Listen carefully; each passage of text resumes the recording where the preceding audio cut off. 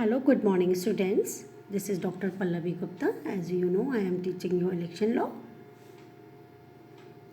Today, I am teaching you the trial of election petition. Means how the trial will take place.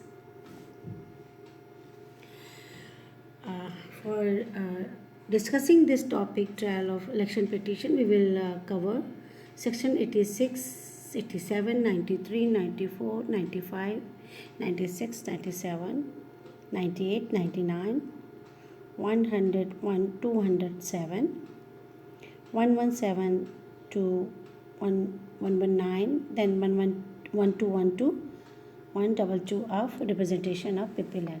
Means there are various sections which I will cover, and then I will discuss during this deliberation on sections that when trial of the election petition commence, summary disposal of election petition in specified contingencies, what is the time limit for disposal of petition, application of Civil Procedure Code and Evidence Act, the filing of written statement by respondent,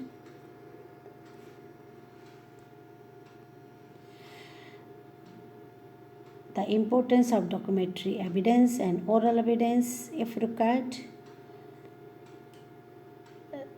maintaining the secrecy of the voting, expenses of the witnesses, answering of criminating questions, meaning of self materially affected, allegation of corrupt practices against third party, decision of High Court and the other orders of the High Court. So all this will be discussed during today's lecture. Trial of election petition when it commences. In a civil suit, the trial begins when issues are framed and the case is set down for recording of evidence. Generally, it happens. All the proceedings before that stage are treated as proceedings preliminary to trial of making the case ready for the trial.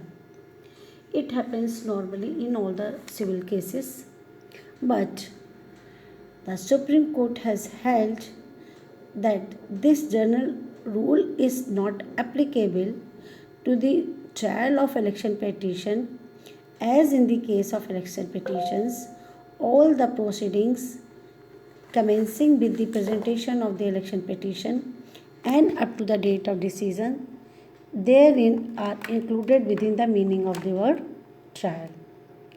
Means for the trial of election petition, general rule does not apply. All the proceeding commencing with the presentation of the election petition and up to the date of decision, it is included in the word of trial. Then I would like to share the language of section 81. What it says that presentation of petition means an election petition calling in question any election may be presented on one or more of the ground specified under section 100 and 101 of the High Court within the time, that is the 45 days from the declaration of the result of the written candidate. And then section 82 says that who can be parties to the election petition is the candidate, written candidate, and then this article 86 says that the High Court shall dismiss election petition which does not comply with the provision of section 81 or section 82 or section 117. Section 117 says that that there should be security for the cost. Means at the time of presenting an election petition, the petitioner shall deposit in the High Court a sum of 2000 rupees as security for the cost of petition as per the rules. And during the course of trial of an election petition, the High Court may call upon the petitioner to give such further security for cost as it may direct. So all these three sections are required to continue the trial of election petition. So again, I would like to say that it has already been discussed that an election petition shall be liable to be dismissed summarily for non-compliance with any of the provision of section 81, 82 and 117.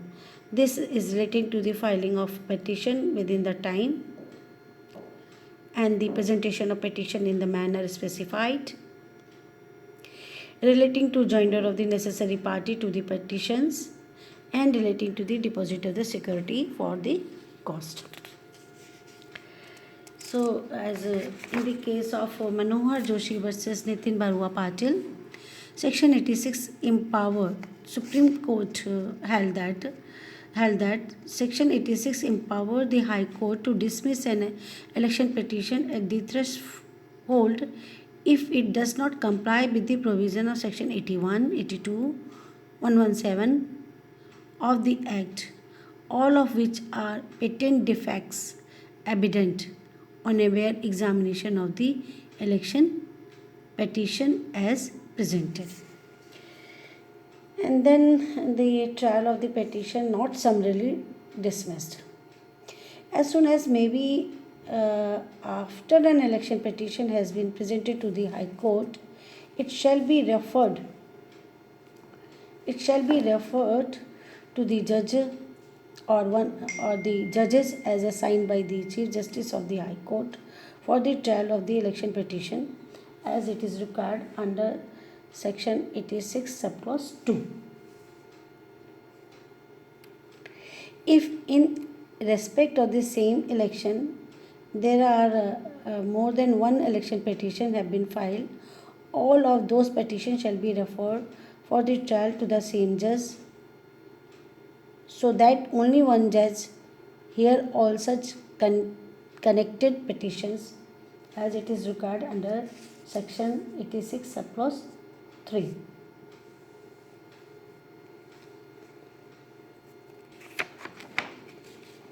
And further, Section 86 subclause 4 says that any candidate who are not a respondent may become on filing an application to the High Court within 40 days from the date of the commencement of the trial as respondent. Means if any candidate is not joined as a respondent, he may join as a respondent to that election petition within the prescribed time.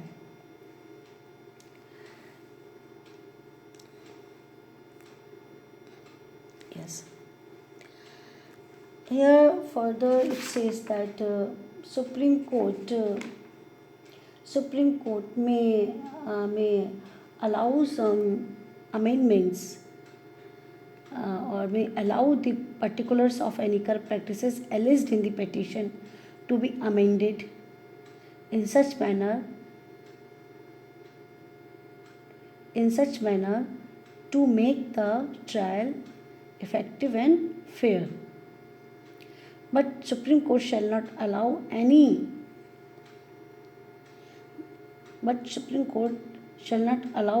amendment of the petition which shall have the effect of introducing particulars of a corrupt practices for which is not previously alleged in the election petition.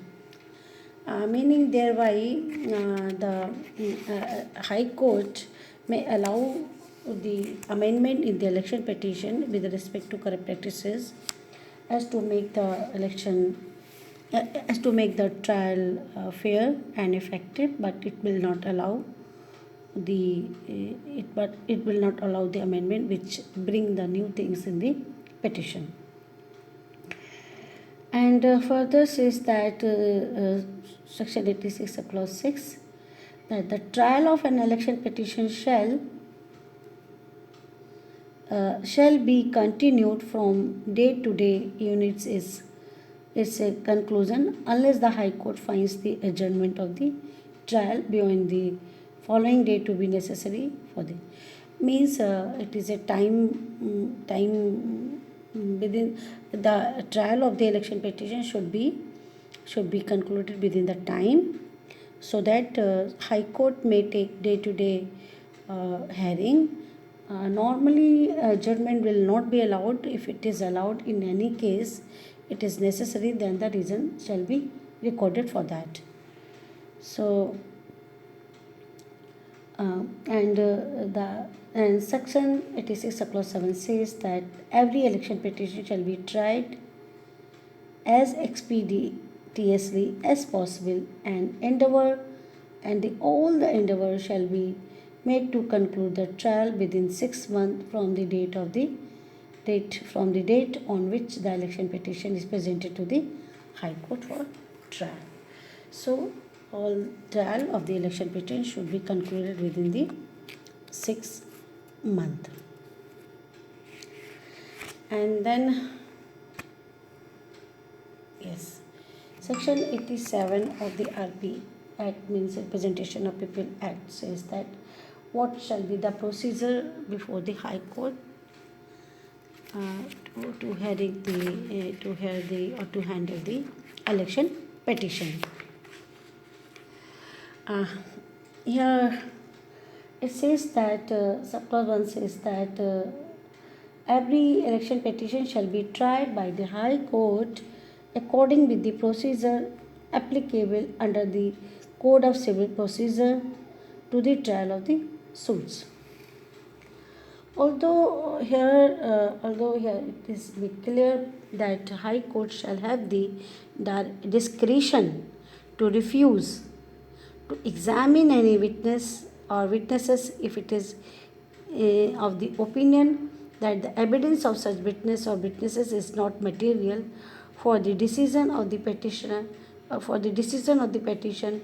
so that or that the party tendering such witness or witnesses is doing so on frivolous ground or with a view to delay the proceedings.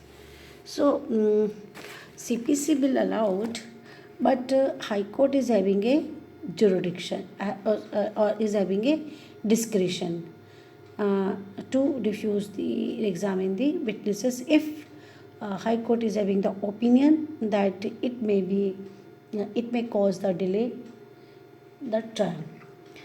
And subclause 2 says that the same section says that the provision of the Evidence Act shall be deemed to apply in all respect to the trial of an election petition.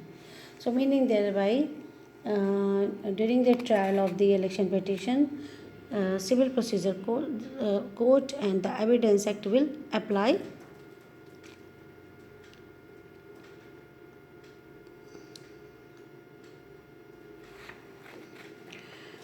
And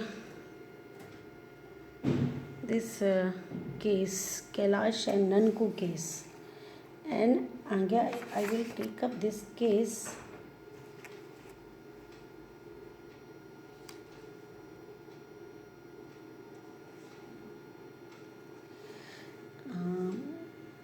Here in this case that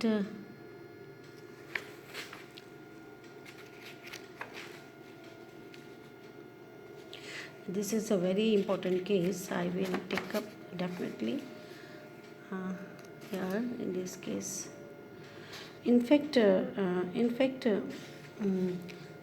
Supreme Court lay down the importance of the civil the application of the CPC and Evidence Act. In this case, that the Supreme Court held Supreme Court held that the trial of an election petition commences from the date of the receipt of the election petition by the court and continues till the date of its decision. The filing of pleadings is one stage in the trial of an election petition. The power vesting in the High Court to adjourn the trial from time to time.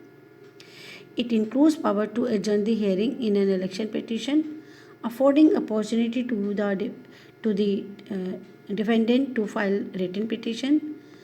The availability of such power in the High Court is spelled out by the provision of Representation People Act 1951 and the rules made under this act, and it may resort to the provision of CPC.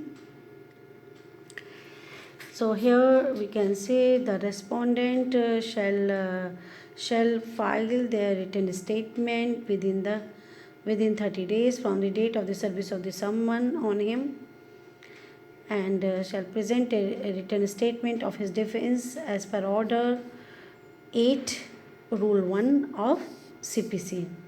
If he fails to file his written statement within the set period of 30 days, he shall be allowed to file the same on such other day as may be specified by the court for the reasons to be recorded, but which shall not be later than 90 days from the date of the service of the summon. So here the Supreme Court has summed up regarding the application of the CPC and Evidence Act, and here it says that in the case of Anangya Uday Singh case, Supreme Court has reiterated that no evidence can be allowed to be held relating to allegation about which no issue has been framed. Evidence can be allowed to be laid on a plea properly raised and issues framed, and irrelevant, impermissible, and inadmissible evidence cannot be allowed to be brought on record.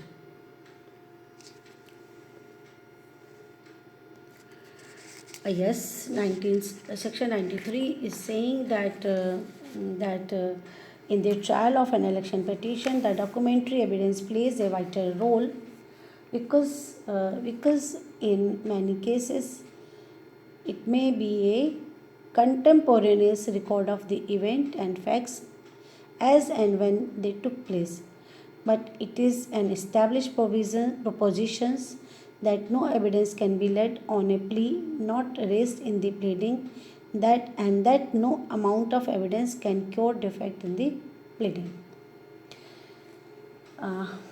Under Section 93, documents shall not be inadmissible in evidence on the ground that it is not duly stamped and requisite stamp duty or not registered under the provision of Registration Act. Even if under any other law such documents would not have been admissible in evidence for want of requisite stamp duty or registration.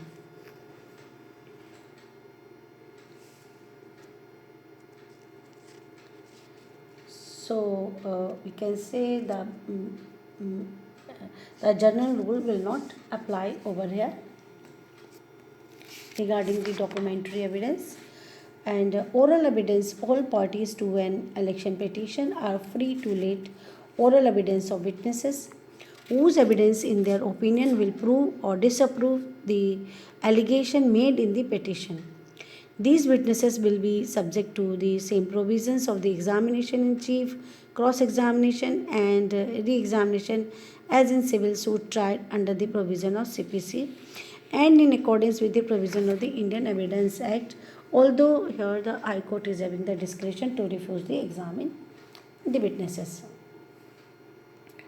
Now Section 96 is saying that the expenses regarding the witnesses means a person may be given the reasonable expenses incurred by him in attending the court to give evidence.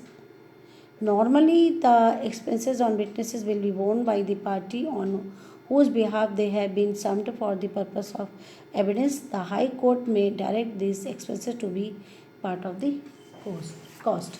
So, this is something different.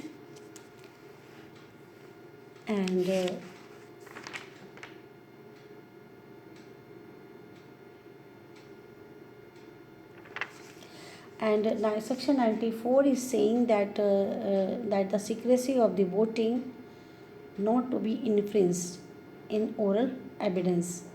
So it says that section 96 says that secrecy of the voting is a sacrament and must be maintained at all stages, whether at the time of election or thereafter, when an election is challenged and an election petition is being tried. Therefore, the law provides that no witness or other person shall be required to state for whom he has voted an election. Is not required to say. And in the case of Arikala Reddy case, the Supreme Court observed that the secrecy of the ballot has always been treated as sacrosanct and indispensable adjunct of free and fair election. Such principle of secrecy is based on public policy aimed to ensure that voters may vote without fear or favor and he is free from any apprehension of disclosure against his will. So, so here it's very clear that now Section 95 of the RP Act 1951. It says that answering of criminating question in oral evidence and certificate of indemnity. This is Section 95. It is saying that that though no witness can be asked in the oral examination to disclose for whom he voted, a witness shall not be excused from answering any question as to any matter relevant to an issue in the trial of an election petition upon the ground that by answering such question the witness may criminate himself or tend to criminate him. He can also not refuse to answer a question upon the ground that it may expose him or may tend to expose him to any penalty or forfeiture under some laws. However, the law provides protection and grants indemnity to such witness whose answer all questions truly, who answers all questions truly, as and he shall be entitled to receive a certificate of indemnity from the High Court and may answer and any answer given by him to a question put by or before the High Court shall not be admissible in evidence against him in any civil or criminal proceedings, but such indemnity shall not be available to him where any criminal proceedings is initiated against him. Where a certificate of indemnity has been granted to any witness by the High Court, it may be pleaded by him in any court and it shall be a full and complete defense to any charge of electoral offense, either under IPC or Part 9A and Part 7 of RP Act 1951. But such certificate shall not be deemed to relieve him from any disqualification in connection with an election imposed by the 1950 Act, RP Act. This is Section 95.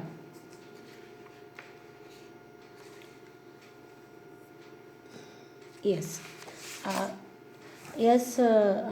Section 102 of RP Act is saying that the procedure in case of equality of the vote. Means if there is a equality vote of the votes, what shall be the procedure? It says that if during the trial of an election petition it appears that there is an equality of the votes between any candidate at the election, and that the addition of a vote would entitle any of those candidates to be declared elected, then any decision made by returning officer that any decision made by the returning officer shall be effective for the purpose of the petition, and insofar as that question is not determined by such a decision, the high court shall decide between them by lot and will proceed further. As if the one if the one on whom the lot then falls had received an additional vote. So meaning thereby, if there is a equality of the vote, then the decision of the returning officer will be taken. If it does not work, then the high court will decide it by the lot. And then yes, section 98 says that what shall be the decision of the high court with respect to trial, and at the conclusion of the trial and election petition, that high court shall make an order for dismissing the election petition, or shall declare the election of all or any of the written candidate to be void, or declare the election of all or any of the written candidate to be void, and the petitioner or any other candidate to have been duly elected. So these are this will be the decision of the high court, and high court may give the other order also under 1999. It is empowered to that. At the time of making an order, the high court shall also make an order where any charge is made in the petition of any corrupt practices that have been committed at the election, according finding that whether any corrupt practices has been proved, or has not been proved to have been committed at the election, and the nature of that corrupt practices, and the name of all persons who have been proved at the trial to have been guilty of any corrupt practices, and the nature of that practice, and fix the total amount of the cost payable, specify the person by and to whom cost shall be paid. Means this is an additional order with respect to corrupt practices if it has been proved or have not been proved who has committed, and the cost shall be fixed.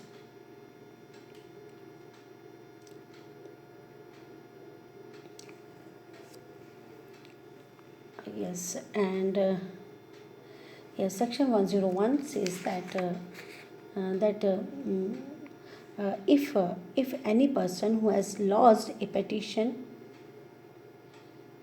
has, in addition to calling in question the election of written candidate, means if a person who has lodged a petition has claimed in addition a declaration that he himself or any other candidate has been duly elected, along with the claim that he challenged the election of the written candidate, that he or the other candidate should be declared duly elected, then, and the high court is of the opinion that in fact the petitioner or such other candidate received a majority of the ballot votes, or that for the votes obtained by the written candidate by corrupt practices, the petitioner or such other candidate would have obtained a majority of the votes, the high court shall after declaring the election of the written candidate to be void, shall declare that the petitioner or such candidate, as the case may be, to have been duly elected. Meaning thereby, if there is an additional claimed by the petitioner, that the petitioner or the other candidate should be declared duly elected. In that case, on the basis of the additional claim, High Court, if satisfied, then declare the on the of course merit on the merit of the case, declare the candidate duly elected along with the election of written candidate, along with the declaration the election of written candidate void. Yes, one section 103, that is the communication of order of the High Court, and means of course we have already discussed that what order can be given by the High Court. After conclusion of the trial of the election petition, High Court shall intimate the election petition, and election petition shall further intimate the concerned authorities, that is the speaker or chairman of the House of Parliament or the state legislature, as soon as possible, and certified copy shall be and the certified copies shall be given to them.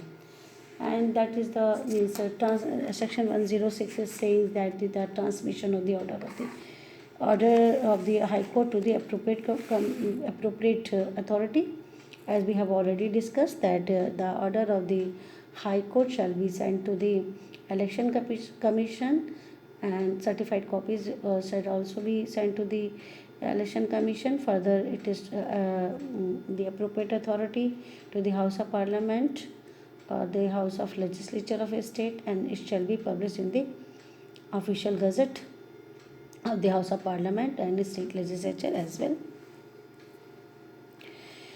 Yes, section 107 says what shall be the effect of the High Court, order of the High Court. It says that if the order of the High Courts are stayed, if the operation of the order of the High Court is stayed, then every such order shall take if the operation of the order of the High Court is not stayed stay by anyone, then every such order shall take place as soon as it is pronounced by the High Court. Whereby an order under section 98, the election of a written candidate is declared to be void, X, and proceedings taken by him, means written candidate, shall not be invalidate, it shall be effective. So meaning thereby, if there is no stay on the order of the High Court, then it will be effective, and if the High Court has declared the election of the written candidate void, it is made clear here that the acts done by him or the proceedings where he has taken will not be invalidate. Yes, section 117, 118 and 119, 121, 122 is also related to cost and security for the courts. 117 already we have discussed that at the time of presenting an election petition, the petitioner shall deposit the amount of security in the High Court as per the rule. And further, section 118 says that no person shall be entitled to be joined as respondent unless he has given such security for the cost as the High Court may direct. And 119 says that cost shall be in the discretion of the High Court. It's also proviso says that when a petition is dismissed, the written candidate shall be entitled to the cost incurred by him in contesting the petition, and accordingly High Court shall make an order for cost in favor of the written candidate.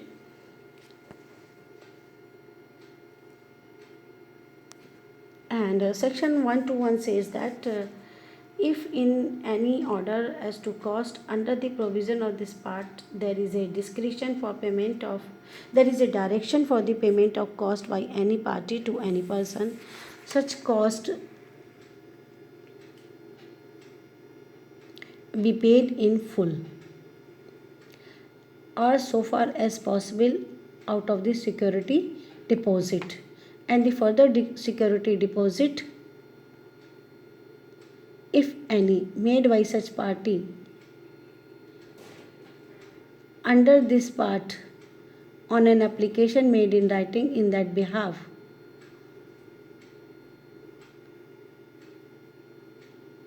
Within a period of 1 year from the date of such order to the High Court by the person in whose favor the cost has been awarded.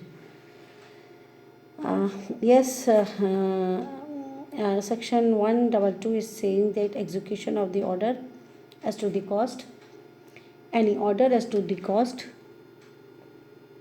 under the provision of this part may be produced before the principal civil court of the original jurisdiction within the local limits of whose jurisdiction any person directed by such order to pay any sum of money has a place of residence of business or where such place is within a presidency town before the court of a small cause having jurisdiction there, and such court shall execute the order or the cause or the same to be executed in the manner as prescribed.